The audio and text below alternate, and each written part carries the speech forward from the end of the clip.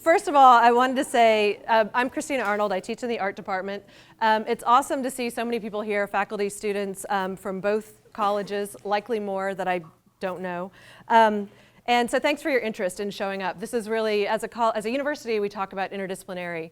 And this seemed like Dr. Smith and I have started this conversation about my work and in the corridor. And this seemed like a great time to open up that conversation to other people because it's interesting. We think so.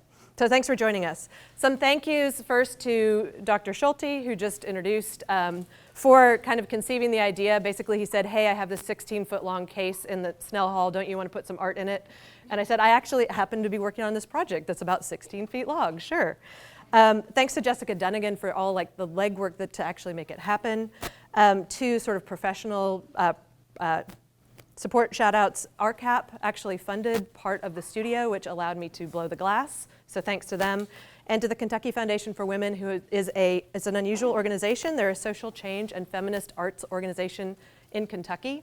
So if you have arts projects that are feminist or social change in nature, I would look them up. I went to Massachusetts once as a visiting artist, and they were jealous of our organization in Kentucky. So shows you how unusual that is. A huge shout out to Austin Lundeby, who is my collaborator for this project. And then of course to Dr. Michael Smith, who started the conversation by sending me that email artists love to get, which is, I love your work and I have so many questions about it. So thanks. And this is the piece in sort of that we're talking about. It's literally on the other side of this wall. So if you haven't seen it, go check it out. I'm going to talk about some of the hows and whys in terms of how Neuron Cloud was created. Which then includes kind of some deep history into my own research and artistic practice. Then Dr. Smith will talk about his research, and then you'll have time to join in the discussion with questions. So where did it all start? I was making three-dimensional neurons in my lab, in my studio. These are blown glass. They range from about 6 inches to 18 inches. And I was imagining what neurons would look like in 3 dimensions, obviously taking some artistic license. And my friend Austin Lundeby visited my studio, and he's a programmer and a model maker. And he looked at it, and he asked that question that sends us all down the rabbit holes of discovery. And he said, what if?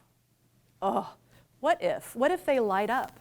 What if they would communicate in a way that neurons that actually do communicate? And so that started us on a year-long project. So the first thing we had to do is proof of concept. So 2 issues. Number 1, can we make them light up? I had to re-engineer the pieces because I wasn't making them hollow. They couldn't carry wires. So can I do this? Then second proof of concept, as an artist, aesthetically, what does this look like? Do I like how this looks? Is this worth pursuing on an aesthetic level? So we decided, yes, we could make them light up. This is Austin here. He has since moved to Denver, so the collaboration has become literally kind of online. And they lit up. So it was time to scale it up. And on the top left, this is me. This is my studio, me blowing glass. Each neuron, there's over 80 neurons that each have a head and a tail, which are individually blown, and a stem. So there's about 250 individual pieces of glass. Then they all have to be annealed. This is where RCAP came in. They funded a glass studio for me and for students, sort of. And then my studio became a basic laboratory. So the whole walls are covered in foam, and I have my inventory of heads and tails and stems. They're all, the idea of annealing, so you blow them, then you have to anneal them in the kiln. It reduces their likelihood of breakage, but I still had probably about a 20% breakage rate because glass is fragile. And then we also had to ramp up the LED production. So we're using LEDs. It's an Arduino component, which runs custom printed circuit boards. That was Austin's side. And we're scaling up LED production. And anytime you're experimenting, you do have to innovate. I was quickly demoted from LED solderer to wire puller. And I mean, we were pulling hundreds of wires, hundreds of feet, thousands of feet of wire. And the cat litter genie and wooden spoon became, the tool we had and the tool we used and definitely needed. Plus these adorable little chip clips that look like birds. He was so excited to use them. And then we have, this is in the studio, and this is installation. This slide is called Layout OMG Ulcer Time. And you would think that you could map out all the neurons and pre-drill your holes. But every piece is independent, every piece is different. So I had to do it in real time. So I would place a neuron, drill the holes. It's all glass. I would lean over that neuron with the power drill, like drill the holes for the next neuron. So in real time, laying them out. And they needed to be, I needed to see what the layout was looking like for two reasons. Number one, practical, because every head fires its own tail, and then every tail can fire a nearby head. But that was defined by me visually, like where are those nearby heads? And I also wanted it to look right. Again, aesthetics. Like I don't want this to just be a bunch of stuff kind of all in one corner.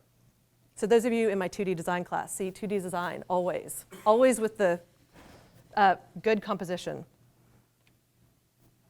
And then I mapped it. So once the layout was done, I took a photograph of each panel. You'll recognize these panels outside. And each neuron and each head and tail got a number. And this is so I knew I hardwired some of the programming. So this over here is my notes to Austin. So on panel 1, tail 1 can fire head 8 or 10. So this is what I gave him. He then programmed it. So there is some element of randomness or choice on the programming side. So this is the map. And then once it was mapped, I had every number corresponds also to a spot on the circuit board. So I had to make sure each head and tail was plugged into the correct spot. So that's these little guys. And then Austin in Denver by this point sending me beautiful photographs and computer code. So I loaded it up and tested it in my studio before I brought it here. And installation. So my lovely partners in crime here, who are also here, thank you for helping me install. It took 3 people 6 hours basically just to transport and install the piece. So the end, yay, it's done, and then you're looking at it in your studio going, this is over 250 pieces of individual glass, and all it wants to do is break as I'm driving down Scottsville Road. And so thinking about, why, again, why am I interested in the brain? And this is sort of the deep history. This goes back to undergraduate school here, and then the first position I held after undergrad. And I was interested in, as a child, I wanted to save the world. I wanted to make it a better place. I wanted everybody, to, and then in undergrad, I discovered public health, international medicine. What better way to make the world a better place than to make it healthier and happier? This was kind of my venue. This is what I wanted to do. I worked at Vanderbilt for 5 years in the Department of Preventive Medicine, Division of Pharmacoepidemiology, so drugs and how they help or don't help. And I remember this wasn't the only thing that made me kind of change tracks, but a specific moment when I walked into our programmers, and they looked at me and they said, wait, are you on the NSAIDs as good study or the NSAIDs as bad study? And I sort of scratched my head and thought, God, it's going to take a long time to save the world this way. So I went back to art school, which is what you do, right? And this had been kind of a dual track. I'd always been both an artist and interested in kind of in the sciences. And this was a piece towards the end, this is, I guess, the beginning of the 2000s. And this is called Infectious. And so you can see I'm still pulling from kind of ideas of human biology, ideas of health and medicine. This is a 16-foot pink quarantine tent that is making, it's speaking, it's making noise, it's singing, and you have to find your way in. And once you navigate your way in, you come upon this. And so here's a human and here's a human. So you can see like what the scale is. And each piece is connected to every other piece so that as you navigate it, it moves and responds to you. And then the work became more personal. So I was working with ideas of health and medicine and how we navigate the medical system, kind of from a sociological angle. And then my mother was diagnosed with breast cancer. And she's now over a 10-year survivor. But this piece, called Girly Flower, is, it's looking at similar ideas, how we experience health and medicine, but it's also now not just talking about the disease, but the experience of the disease. And cancer is an illness where oftentimes it feels like the cure or the treatment is worse than the illness itself. So thinking about what health means, and not just in the idea of the absence of disease, was something I was really considering. And it's scary, it's impersonal, it's confusing. So I was trying through my work to open up questions and ask people, like, isn't there another way we can think about this? How do we make change for the positive? Fast forwarding 10 years later, this is called fMRI. I'm sorry, sir, your brain has spots. So I've moved from large-scale installations. These are drawings. They're about 24 inches square. So obviously still interested in kind of health, wellness, and disease, how we imagine the ideal state of being, and how we might interact with the medical system. My interest in the brain specifically, obviously there's a national conversation happening kind of around the mid-2010s. And I was also watching my sister's kids grow up. So she now has a 2-year-old and a 4-year-old. And kind of really closely watching them develop. I mean, that's crazy. I didn't have small children of my own. And so literally we would look at her 4-month-old and go, and he'd be looking back at us like, what's going on in there? Like, what is he thinking? He's like, I am experimenting with gravity. Every time I drop the toy down, you pick it up. This is an interesting thing. And so this is essentially a portrait of my sister's 4 to 6-month-old called Busy Brain. And then I re-looked at it and I thought, likely this is more of a self-portrait than I had intended. More on that in a minute. So how do brains work? This is something that I'm more and more intrigued with because as I get older, this is something that's not a newsflash, but I realize people think differently. People respond to stimuli differently. People think different things are important, almost like in a structurally different way. The hardwiring seems somehow different. How we put data together, what's interesting, what's disposable, how we see patterns. Are we a big picture or a small picture person? And essentially, I've decided it's kind of all about the filter. So we all know people who think like this on the left. All of this stimuli and only a little bit gets through and it fits together. I've realized this is me. So this is how I experience the world. And so I've realized I need to invent this for me. And so again, thinking about thinking, I started making pictures. What does that look like? So these are images from my dream series. So there are 2 different images up here. And how we think is important really because ultimately it defines who we are. It sets our sense of self. For myself, that's been vitally important to learn how to capitalize on the positive without just drowning. For my work, I'm wondering what happens with the experience of aging. What do we introduce? Does your sense of self or does your actual self fundamentally change as your brain ages and changes? And beyond the individual, so this is just a quick schematic. So you've got sense of self. This is how you think matters, who you are, how you communicate with other people, sort of on a 2-dimensional, interpersonal way, and then literally how we set up society. So a 3-dimensional idea of how humans interact, yes, with each other, but then on a larger scale, what does that look like?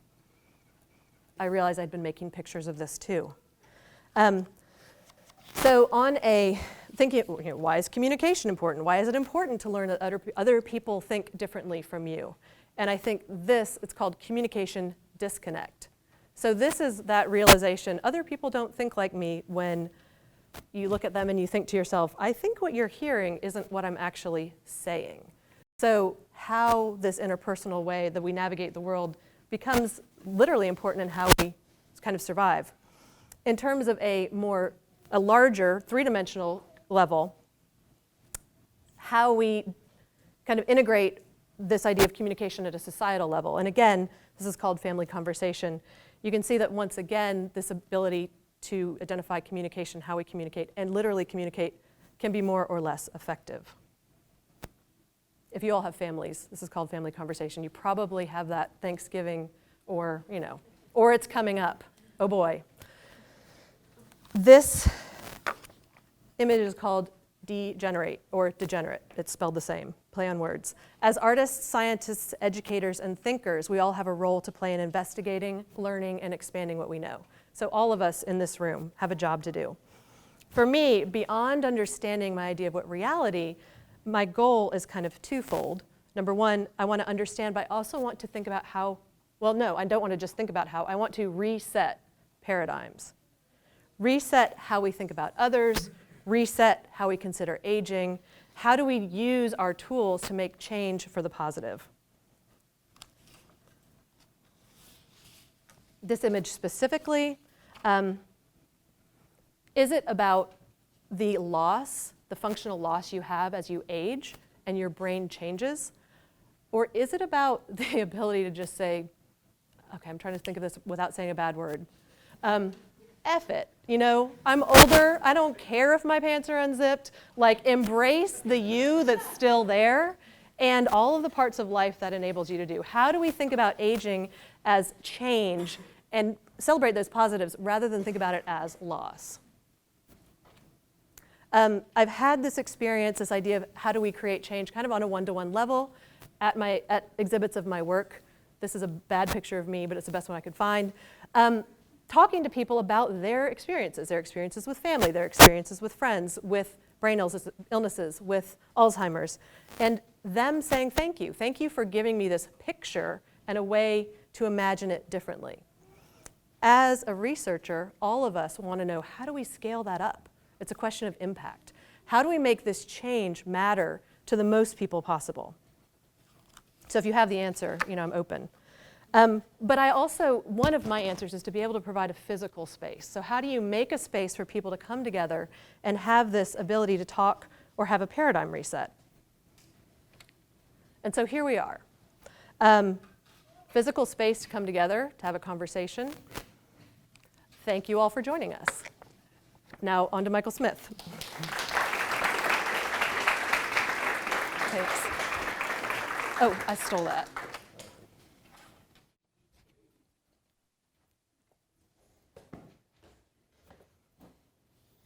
So last year, when that display of the Neuron Cloud first came up, I was so excited. I'm like, wow, those are neurons. I walked by and I took a double take, and it was like, there's neurons on the wall. I was really excited. And I was teaching neurobiology. I told my students, you got to go see this art display. It's great. And so then Kristina had emailed me and asked me if I'd write a little blurb kind of explaining kind of the scientific basis of how neurons work. And so what Kristina has asked me to do today is to explain a little bit about my own research here at Western Kentucky University. I've been here since 2005, and then talk in a very general lay manner kind of how neurons function and how Neuron Cloud kind of mimics and represents how neurons function. So in order to visualize the nervous system, often the first step is you've got to dissect it out to get a closer view. The nervous system's made on neurons. They're very small tissues. And so this is one of my students dissecting out a fish brain and ear. So for the last 10 years, I've been, well, more than 10 years, I've been studying the auditory system of fishes. And let me get my laser pointer here. And so this area right here is a fish ear. And these little, if you dissect that out away from the brain, it looks like this. So the fish ear is composed of semicircular canals like we have, and little pouches with little bones in them called otoliths. And inside those little pouches, and just to give you an idea of how that structure is similar to our ear, here's a mammalian ear, and here's a zebrafish ear, which is the animal I largely study. They have similar pouches, except they have a long coiled cochlea instead of a flat lagina. But if we dissect out one of those pouches and take a closer look, this is the kind of image that we see. This is a little patch of sensory cells, and all those little green dots are sensory cells called hair cells. And those are the cells that allow us to hear. And they're called hair cells because if you look closely at them, they're little tufts. They have little tufts of cilia that stick out the top that look like little hair bundles. And so they're not hair like the hair on the top of your head, but they're called hair cells, and those are the cells that allow us to hear. And those are the cells that I primarily have been studying for the last 10 years. Now, hair cells work by being moved back and forth, and in fishes that have an otolith, which is kind of a little bone that fits on top, when sound goes through a fish, this bone moves back and forth, and the bone moves back and forth at a different rate than the underlying sensory hair cells, and it causes them to deflect back and forth. And as it deflects back and forth, it causes little ion channels to open up, and send a neural signal through the auditory system into the brain. All right, so that's how those sensory cells work. Now, to test how an organism hears, we use a technique called auditory evoked potentials, or auditory brainstem response. And essentially, we hook up our animal, in this case a zebrafish, with some tiny little electrodes that just touch the top over their brain and on their body. And we play underwater tones to these fishes, and we can record the electrical activity of the brain in response to these tones. And so we can tell if the fish is hearing the tone or not hearing the tone. And so here's what one of these brain waves looks like. So without any kind of, or a very low level of sound, you just see basic baseline brainwave activity. But when the sound gets louder and louder, you see a signal called an auditory evoked potential that becomes evident. And so that's how we can tell if a fish hears a sound or not. And we've used these techniques to study various aspects of the auditory system. Currently, I have got a grant with Kevin Williams in chemistry, and we're looking at platinum compounds that cisplatin is an example of a chemotherapy platinum drug that kills hair cells and damages hearing. And so he's developed some novel platinum compounds, and so we're injecting some of these compounds into zebrafish to see if it kills their hair cells. We're trying to find compounds that won't kill your hair cells, but will still kill cancer cells. Okay. And more recently, Dr. Steve Husky and I got an NSF EPSCoR grant here to study communication in chameleons. And here's some clips from a video that I took just a couple weeks ago. And these are two male chameleons, a larger one and a smaller one. And this larger one here is showing a very dominant behavior. As he gets closer, he's puffing his body up. He's showing a lateral display. And the other smaller chameleon's just crouching down and being submissive and not moving a muscle. In the process, while this male's moving, he produces some vibrations. And he produces vibrations through what we hypothesize is a pouch in his throat. So right here in his throat, there's a pouch. Here's a copy of a pouch. These are two veiled chameleons, and this is what's called a gular pouch from a veiled chameleon. And by sticking an accelerometer on this dowel, I can record the vibrations of these communications. And this is what these vibrations look like. This is just a sampling of them, and these first three blown up a little larger. And although it's usually not audible to the ear, there is an audible component. If you stick one of these chameleons directly on a microphone, you can hear some of this low frequency vibrations that they're making. Whoops.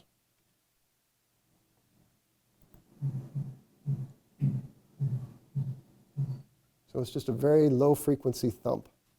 Okay? All right. So, but as a neurobiologist, I'm interested in, okay, if they're communicating with these kind of vibrations, then what kind of sensory receptors do they have to pick these delicate little vibrations up off of the branches they're on? And so I have a student looking at the ends of their feet. And so this is on the ends of their toes. They've got these dome-like bumps with these long kind of seede-like hair. And if you look at a cross-section through one of these domes, it's got a very paper-thin-like layer up here. And underneath, there are some cells that look very much like what are called Pacinian corpuscles, which are the corpuscles that humans have in our fingertips to help us detect low-frequency vibration. And it turns out that this structure of these domes are very similar to what are called dome pressure receptors in crocodilians. And so we think we've discovered kind of a new sensory system that hadn't been described previously for chameleons. Okay, so those are two different types of receptors. You've got the sensory hair cells for hearing, and you've got these potential mechanoreceptors inside on the feet of these chameleons. But these receptors don't do you much good if they just sit there and don't do anything. They've got to be processed in the brain. So in the human brain, there's over 100 billion neurons. And so to give you an idea of how many neurons that is, think of it's more than the stars that are in the Milky Way. That's how many 100 billion are. And so those signals that come in from the peripheral whether it's auditory signals affecting hair cells or mechanical vibration signals going through the skin. It goes through peripheral nerves, up through the spinal cord, into the brain, into the central nervous system. Now, but what is the fundamental unit of this central nervous system is a neuron. And this is one of the first images that was drawn of a neuron. This is one of the original drawings by Santiago Ramon and Cajal. And he and Camilla Golgi won the Nobel Prize back in 1906 for their discovery of the basic structure of neurons. And this is one of his basic drawings. So kind of one of the first looks of what a neuron looked like. And today we have got nice high-powered microscopy. We can look at neurons more close up, and they're beautiful. And I think that's one of the reasons why they inspired the art, the Neuron Cloud artwork, because they are cells that are beautiful. And they inspired artwork. This is a artwork of Greg Dunn. He's a neurobiologist turned artist, and he's taken those beautiful prints and what he knows of the anatomy of art, and he's made these nice little gold-plated prints. So neurons themselves are beautiful, but not only are they kind of anatomically and aesthetically beautiful, but the way they function is really beautiful as well. And but before you know how they function, you have to kind of know what the basic parts of them are. And neurons are like every other cell in our body, in that they have a nucleus in the middle. They've got different organelles like a Golgi and a mitochondria. So they've got the basic parts of all the other cells in our body. But what makes them unique are their projections, these extensions. And I think what Kristina referred to as heads and tails. So if you refer to this part of the head and this is the tail, this tail is called an axon. Okay? And the heads would be these dendrites. And so information comes into the neuron and is gathered by these dendrites, these branch-like projections all around it, and then it sends information to other neurons along axons. And then at the end of the axon, there are terminals that connect to other neurons, very similar to the display of the neuron cloud. Now, to understand kind of how that works, first you have to understand a basic principle of all cells. All cells are negative. Inside a cell is negative relative to outside of the cell. And so, there's a number of reasons for that. We won't go into all the reasons, but one of the reasons is our cells have pumps that pump some more positive ions out than are coming back in the cell. And also, a lot of the proteins within the cell have negative charges. So it ends up that the inside of the cell, and this is not just for neurons, this is for all cells, they're negative. And so what happens is when a cell has an opportunity, or when something stimulates channels, so these little green things represent channels that let ions flow in. And so here's an example of a sodium ion. When it opens up, because it's negative inside compared to outside, and because there's more sodium outside, the sodium wants to rush in. And because there's more potassium inside the cell than outside the cell, when those channels for potassium open up, potassium rushes out. Okay? That's the basic principle there, is that ion channels open, and ions rush in, and ions rush out, and that's the basis of electrical signaling in our neurons. Now, this language, if you want to call the words of neurons a language, the basic word is what's called an action potential. And an action potential is caused by opening up ion channels and then closing, and then opening up potassium channels to let them come out. Now, potassium is positively charged. And so when a bunch of positive charges come inside the cell becomes less negative and becomes more positive. And so that positive shift from whatever negative 70 millivolts to 40 millivolts is a positive shift upward. And that's essentially how our neurons communicate, is a wave of these input of positive charges and output. And it's like little electrical signals going throughout your body all the time. I want to show you a Howard Hughes Medical Institute that kind of shows how these action potentials are transmitted from one neuron to another. We're going to be looking at these electrical impulses, these flashes, which are called action potentials, are crossing three neurons in the circuit here. As we look at higher power, you can see it crosses the synapse, moves on to the next neuron in the circuit, crosses another synapse, finally activates the next neuron in this chain. If we begin to focus at slower speeds and at higher magnification, we're going to focus on the information transfer at that single synapse. And so there is the dendrite on the right, the synaptic terminal on the left, and that's the impulse information comes down. These little green discs are channels in the synaptic terminal that open. They let calcium ions into the nerve terminal. Calcium ions then activate small packets of neurotransmitter which release their contents into the gap of this synapse. Some of them diffuse away, but others activate receptors on target neurons. They open yet further channels which let sodium ions in, and so this information transfer propagates from one neuron to the next along these connections.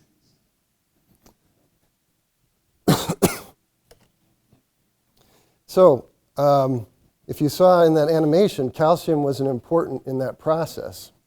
As an action potential went through the axon and went to the end of the axon, it allowed calcium to come in. And once calcium came in, it allowed the diffusion of neurotransmitters across that, and that allowed the signal to be propagated to the next neuron. So calcium is really important in this process. And as a result, it's become an important means of us as scientists to view activity of neurons within living tissues. And I'm going to show you an example of some of this activity in a living zebrafish.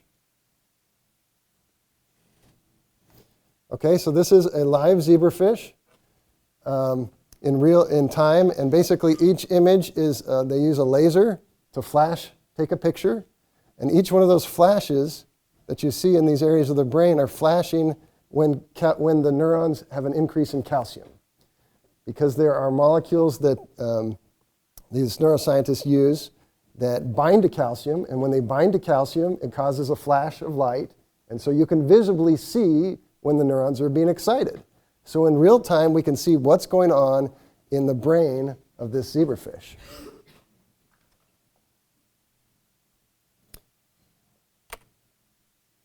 We can also do the same thing in mammals.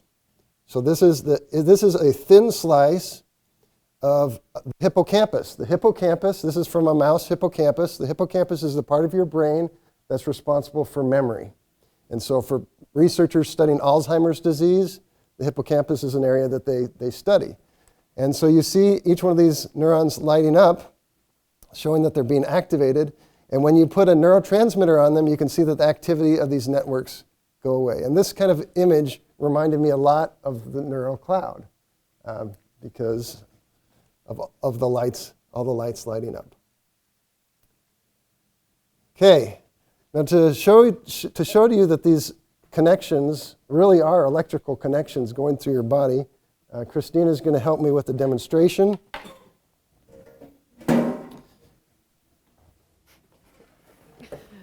So you remember the picture of how my brain works. It's someone says, hey, I want to do a science demonstration. Sure. Then I'm like, wait a minute. Wait a minute. What are those wires for? It's kind of like jumping your car. Yeah, are these jumper cables? They're tiny. They're just 9-volt jumper cables, though. All right, so what I'm doing is I'm putting electrodes on her forearm right here. And then on the back of our control ground electrode is here on the back of her arm. And when she contracts that, go ahead and contract it. You can see the lights light up right there. So basically the electrical activity of her arm, because your brain sends signals to your arm that contracts your muscles. And so when she contracts, you can see it lighting up, okay? So using this TENS unit, this is a transcutaneous electrical stimulator. I'm going to put it to myself, and I wouldn't do it to anybody else. I don't want to get sued, right? And so I'm going to just relax my arm. This is connected right above my ulnar nerve. And so when she contracts her muscle, oh, wait, let me turn this on. Oh, it was working, wasn't it? Or were you just faking? It was working a little bit.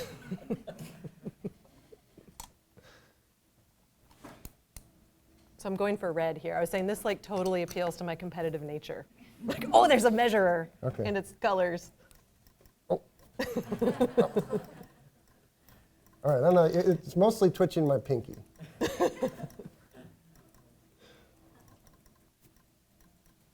Pretty soon, pretty soon this is going to get tiring. So basically, her electrical activity from her arm is sending an electrical impulse to this unit, which is then contracting my finger here. I know. Think about all the things you could do. I mean, look at that picture. That's amazing. All right, you tired? Yeah. Okay, I haven't been training for this. All right. Thank you. I see Yvonne Petkus over there. She runs marathons. Maybe we need to put on her legs. Uh-huh. Okay, thank you. Oh, we're done? Okay. Yeah. Thank you, Kristina. Mm-hmm. Okay, so that neural electricity, those neural signals can be converted to electrical signals that machines can detect. And that's how, that's kind of the future of robotics for amputees who have robotic limbs like this. So they actually they have a surgery that will reconnect the nerves in his arm to electrodes attached to the end of this robotic arm, and so he can functionally use that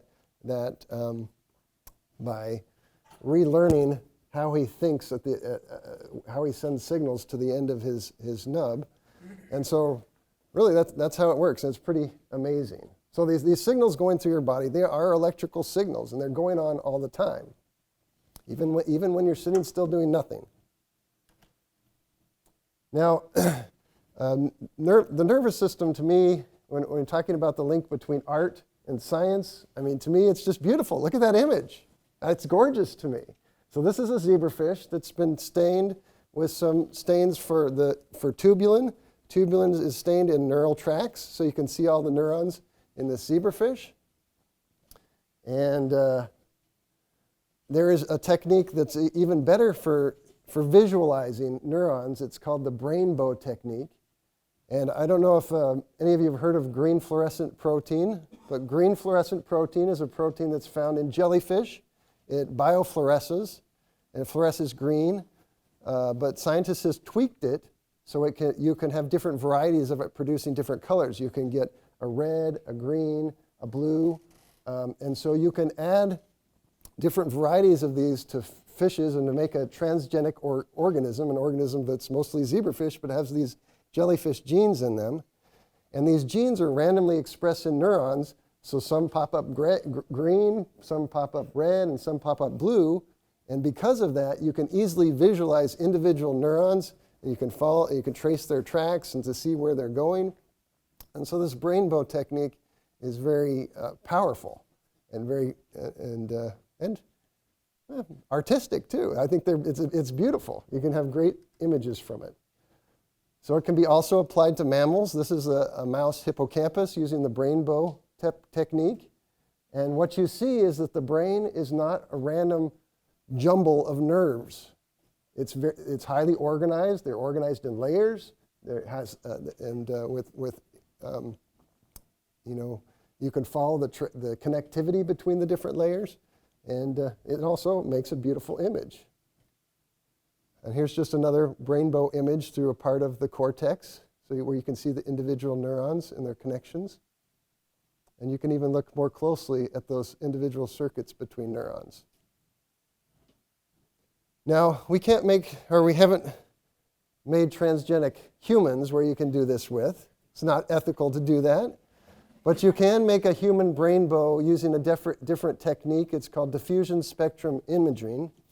And this is a modification of the MRI magnetic resonance imaging that you've probably all familiar with. But this kind of imaging is very specific to the diffusion of water.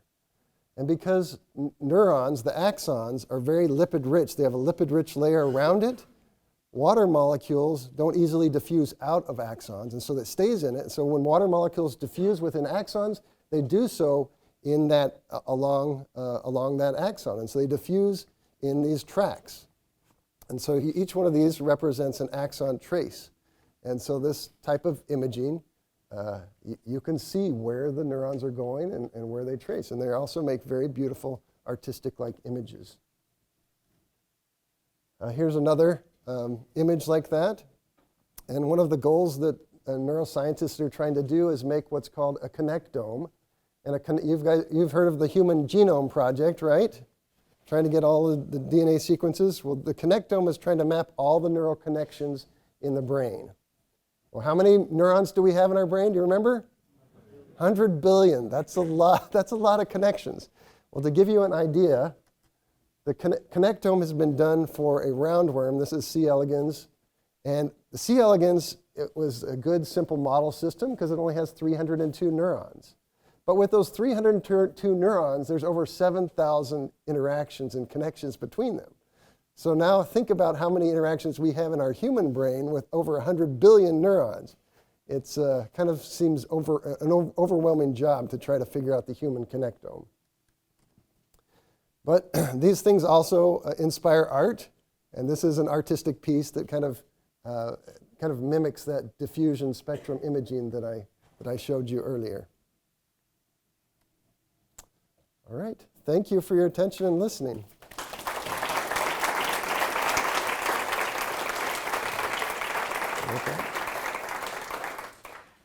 So we covered a wide spectrum of art and science, and now, we have plenty of time to entertain questions. So you can throw them open to both of us or ask specific. I feel like I'm slowly going unconscious, so I'm going to see if I can find the lights. Okay, thanks, because I'm guessing, but I don't know if that's a smart thing to do. Marilee. Can you talk about color, how you use color in your piece? With Neuron Cloud? Yeah, 'cause it's very different than... Yeah, and it's a really good question because, and again, I have some 2D design students here who are desperate to use color in 2D design. I'm like, no, not till the end, because color is obviously super powerful, right? Mike Nichols is using color right now, so anyway. But the idea of color in this piece is specific because I'm blowing the glass, and the glass was actually recycled from this campus. So Thompson Complex, now it's being renovated, had a bunch of virgin, meaning it hadn't been messed with, borosilicate glass, which is Pyrex, and that's what I'm using to make the neurons. And also glass technology, clear is a lot cheaper, it's a lot easier to use. So those are kind of the functional reasons why I'm not using a lot of color in this. But aesthetically, I'm working with shadows a lot. It was difficult to get in this piece because the lighting wasn't something I could control as well, but I like the idea of kind of visible and invisible at the same time, and the clear has that kind of a liminal translucency, I guess. It seems to move across space differently. The older pieces, I love color. The older pieces, I think, are looking at a pop phenomenon, both in art and also in like pharmaceuticals, thinking about chemical smiles and, yeah. So color specific, but different.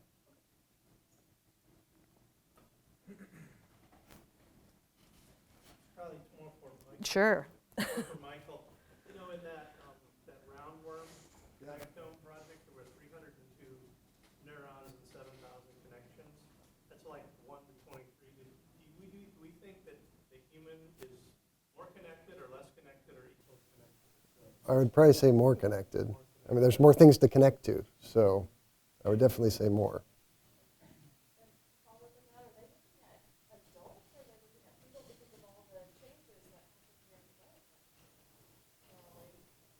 I think generally they're looking at adults right now, but of course that would be interesting. One thing that is, would it be interesting to use that diffusion spectrum imaging for is for example, like autistic children as they're developing, because their neural, like the connection between the visual part of their brain is much stronger than in other people, and so yeah, during development would be those kind of scans would be good to do during development, but I'm not sure that they've been done yet. I'm also wondering, I mean, I think, here's what so the connectome, I mean, of course, we think of brain as highly plastic, right? And if you put a certain finite number to it, and I think you lose that plasticity. You're right. I'm wondering if 7,000 is the limit, or perhaps there's more connections to be found, depending on what stimuli You're right. They are sort of, exposed to. You're right. I mean, the nervous system is definitely plastics. You know, it not only changes with development, but it can change, even as adults, it can change. So, yeah, there's not going to be a finite number. We'll probably just get to generalizable tracks that are stable and don't move much. Kristina, I know that you're going to be reinstalling this installation at Infectious College. Plug. Yeah, it's moving. Fingers crossed. Yeah, a full show there, and you're going to be putting it on the wall without a case, right? Right. So, and a larger space, the lighting will come in. But I wonder, does that alter the conversation between the neurons at all, too? Are you talking technically, like does the programming change, or is it more conceptually how a viewer interacts with the piece? I was thinking more technically. Technically, hopefully it will stay the same, and there's an element of randomness in it, so it never fires in the same way twice. There's a site specificity to it here because essentially it came from Thomson. The piece itself has been born out of Thomson Complex and Snell, and so it talks about the history of science on our campus kind of in a different way. Moving it to an art gallery, and I mean, in my work I'm interested in types of publics, and that's one of the things I talked about in switching from sort of science research to art research. Putting it in an art gallery is a very different set of people who are going to be looking at it. So I both liked kind of ding-dong ditching it on Snell, showing up and being like, hi, here's some art about science, although it's also very sort of overwhelming because speaking to scientists as an artist can feel like I'm out of my depth. But I like that it's talking to people that aren't already converts. It's not just talking to artists. So I answered more than what you asked. And thinking about the brainbow actually is, so I've been watching kind of those images develop, and some of that I look at it and go, well, why am I doing what I'm doing? It already exists. Like this, you can make a beautiful image of what's happening with technology. And so I feel like, but those aren't necessarily the questions I'm asking. I'm glad you're asking them, and I'm glad you're giving me pictures, because I'm like you said, it's the inspiration that kind of starts me down my path. And then Bruce. Have you considered pieces that aren't random in their lighting, that actually relate to a story, like circadian rhythm or development or aging or any of those types of things? Yeah, this is called Neuron Cloud Beta. And so, I mean, I feel like this is a beta version. Originally, Austin and I were talking about learning and thinking about plasticity and, going from 7,000 to how many connections. Like, I would love to have it learn, although that's also creepy. And it's weird. It seems to have a personality. And I know we anthropomorphize, but if you try and take a picture of it, it will just stop. And then you turn away and it's like, so I don't, yeah. So then how do we make that a reality? I want it to, and then the other is interactivity, because my idea of how the viewer interacts with it is important. And so you as a viewer with a cell phone could talk to it and it could talk back to you. I don't know where I want to go with those ideas. The learning I think I'm more interested in because that seems less of a gimmick. Although I do like the gimmick idea of being able to talk to it on my cell phone and have it wink at me. Or other people, that would be funner. Is if I had a little video camera and I was controlling it and you walked by and then it just started doing things. Bruce. Dr. Smith, you said that you were working with platinum compounds that won't damage hair cells but kill cancer cells. Is that correct? Why platinum? What's the deal? Well, platinum interacts with DNA in such a way, like cisplatin interacts with such a DNA that it messes up its transcription, translation, so it kills the cancer cells that way. That's how it works. But we're trying to find compounds that bind with DNA differently than the compounds that currently do. So it's all about DNA binding and lack thereof. Instead of being standalone projects, this is a question for both Kristina and Mike. Instead of being standalone projects, like one is aesthetic, one is scientific, can they come together to get any kind of application in future? Because the thing that comes to me is when they designed microarrays, for example, when they had to print the DNA, they used an inkjet printer. So a chemical engineer and a color guy, artist, they came together and ultimately they put DNA in the inkjet printer and printed the microarrays. Now, when I look at your big full-scale model, it almost seems to me like, would it be an exact replicate of a microscopic model? And do you see any kind of application coming out when an artist and a scientist collaborate? Well, something that comes to mind is that high-end computing is becoming more and more important for neuroscience research, a lot because of neural networks. So these neurons interact, we talked about the 7,000 connections with, well, some of those connections aren't purely random. And so you could try to replicate something from data that you've collected from like a hippocampal slice, with a small amount of neurons, and you could try to understand the patterns and then replicate that with a mathematical model that would be, would be copied by her electrical signals that would light up in that order. That would make it kind of a realistic copy of something. Right.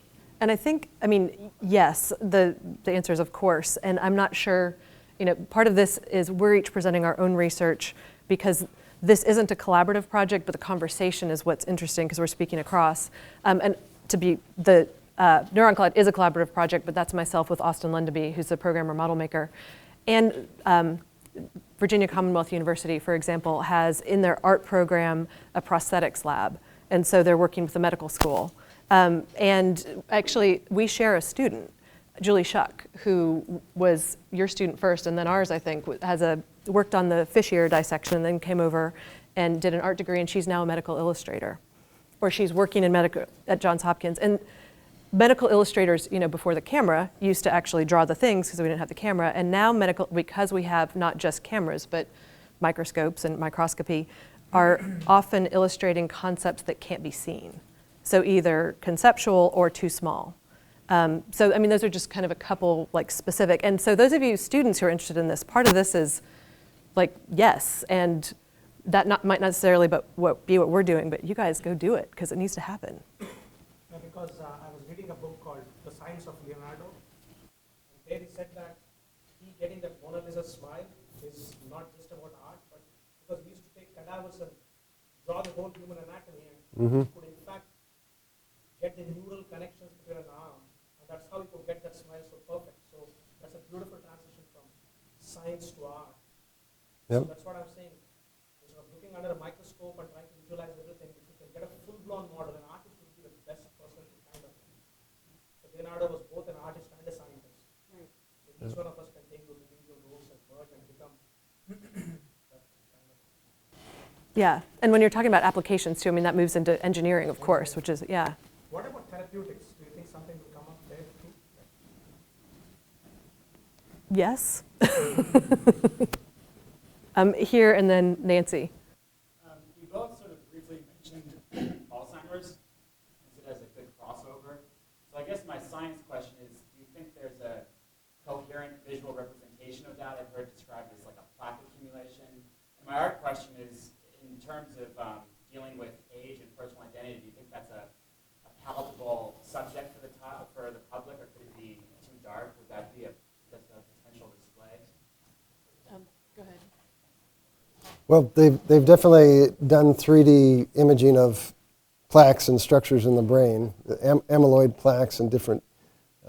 Sometimes they've been people who've passed on who had Alzheimer's and then do thin sections of the brain, so they get a full three-dimensional image of where those plaques are located, and then kind of reconstruct it. So they've done that.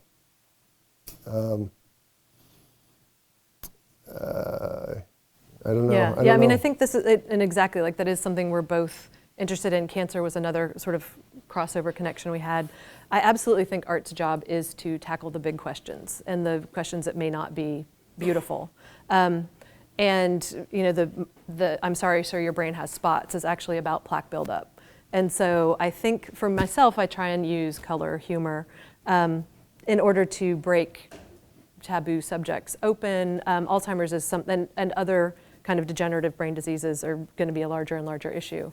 It's something in my family. It's probably in a lot of our families. And so I think, again, like this idea of resetting. I think in the United States specifically, we have a very bad, we don't deal with aging well. We consider it loss. We consider it, you know, we're becoming less of who we are. And so how do we rethink? And Alzheimer's sucks, you know? I mean, there's lots of things but the person is still, in some senses, there. And how do we embrace that and even facilitate them having a better life so they're not stuck somewhere in lockdown and the nursing home where you have to push a code to get out and they're all like, let us out too. So yes, art should do that. Nancy. Thank you, this was really fun. You focused your work in the past and then this big piece simply, or not simply, but on the brain itself, the neural connections within the brain, not the periphery. Have you considered ever expanding, so the neural connections that may reach out to the muscular junctions or to other places in the body where also art could speak to the community through, you know, loss of those dystrophies, multiple sclerosis, lots of. Yeah, and it's a good question. I haven't, I think the focus on the brain is also a personal issue, again, like, and I think a lot of my work drives from outside issues that then become interesting because there's some sort of personal connection. And so the brain's specifically interesting because we're dealing with an undiagnosed or an undiagnosable degenerative brain disease. So I'm curious what that looks like, you know. And we have the we have the MRIs, and we have like the neurologist reports, and but I think it does end up dealing with the parts in the periphery too. Yeah, so I mean, I could just see like, you know, series 2. Yeah. Arnold series 2, where you look at the neuromuscular junction. So you've got axons connecting to the muscle, which is Yeah. equally as beautiful as the brain. Your question made me think of, like, if I were designing a museum piece, you know, that's kind of trying to visualize that, potentially having displays where part of it's where people can touch it. So like you touch this part and then it sends, neurons go up to, you know, the somatosensory part of your brain up here. You look down here, look in there, and it activates your occipital lobe in the back, and, you know, having it be kind of interactive and change according to whatever stimulus people put into it. That would be really cool. But I mean, with disease, you could have one right next to each other, you know, and this is a non-diseased brain, you do the stimulus, and then here's a disease, and you do it, and you see how it doesn't work quite as well. That would be an interesting. Going back to your earlier work, where you were bringing in that emotional aspect of breaking up spots or the cancer diagnosis. You know, what does it feel to live a life with MS or Right. muscular dystrophy and bringing in that? Well, I'm thinking too, I mean, a lot of my work, the previous stuff has to deal with specifically as a female kind of working with the system, and something like MS is definitely gender, not specific, but more women work. So that, I'm like, oh yeah, that could be. Thanks.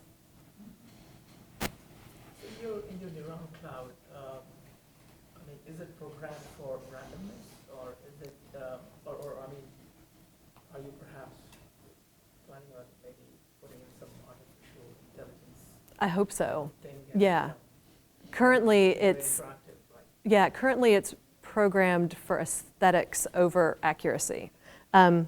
And you know, there's things like, but there is sort of the random, like it's supposed 50 to 100 blinks every time it fires. There's a 10% chance the next one won't fire, so it ends, and then there's a 20% chance it'll split, so you have multiple firings. And this is all mostly kind of what I wrote. I said, this is Austin, this is what I wanted to do, and then he wrote it. But I would like, the idea of, well, and thinking about changes in your brain and plasticity, both positively and negatively, if you have a broken neuron, and there's some, don't look too hard, no. But this idea of, how do you bring the breakage of glass into the functionality of the piece? If it hits a broken neuron, it will learn to stop accessing that part. And so over time, it essentially dies. So yes, those are the kinds of things. I would like the next version to do something like that. It might have to get larger, and that's just, my tummy. I don't know if I can handle it. It's a lot of glass to blow. Yeah. What's the program modeled on? Like the pattern which you see there in your exhibit, is it modeled on some specific process, or?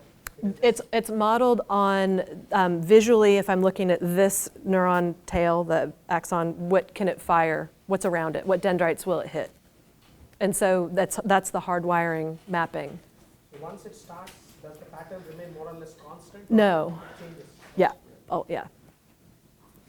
One more, and then, go ahead. So the use of color in some of the pieces you were showing in the slideshow was really interesting. And you mentioned rethinking things that have darker connotations, but you also mentioned it making it more palatable.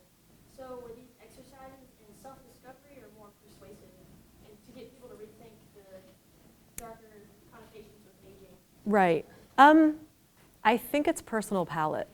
And that I try and this with ideas of darker imagery, like, oh, maybe there should be darker, and then I just gravitate towards, that's not how my brain works. I'm a glass half full, always. So to me, that's more sparkles and more glitter and more, like, literally. So, yeah. Does that answer? Okay.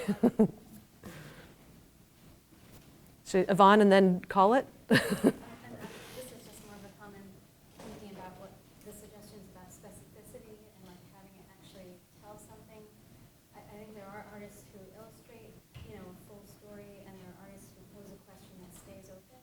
And I've spent time out here just watching it for quite a long time, and I really appreciate that I'm seeing systems that don't answer in the same way every time, and I'm seeing it provokes thinking without shutting it down with the answer. You know what I mean? It sort of keeps it open and evolving, and there's beauty, and there's things that you start connecting, and I guess I just appreciate that, but I do think there are different ways of telling the story, or starting the conversation, and this is one that I really think is very good. Thanks. We had to call security many times to get Yvonne to leave. Well, I was going to say, what Dr. Smith and I look like. We'll be here, at least I will, for a few more minutes. If you have another question that you've thought about, feel free to come bug us. Yeah, so before we leave, two things. One, just so you know, as Kristina, as the gallery, not just the individual artist, I have challenged her and myself to do some bio gallery exhibits, and so that's on the palette for more interaction between our areas and our worlds. And we also, Jared, can you just say a quick thing about what's going on at MMTH? Yeah, so there's an exhibit right now of amphibians mostly, but the topic is extinction generally. It's by a photographer with National Geographic called Joel Sartori. He's part of the Cultural Enhancement Series that will be here in November. So I encourage you to go down and check that out. We might have some more things on the docket in anticipation of the visit as well. So collaborations continue. And remember, the art really is on the other side of this wall. And before you leave, if you haven't seen it, please go see it. But let's thank the two of them again.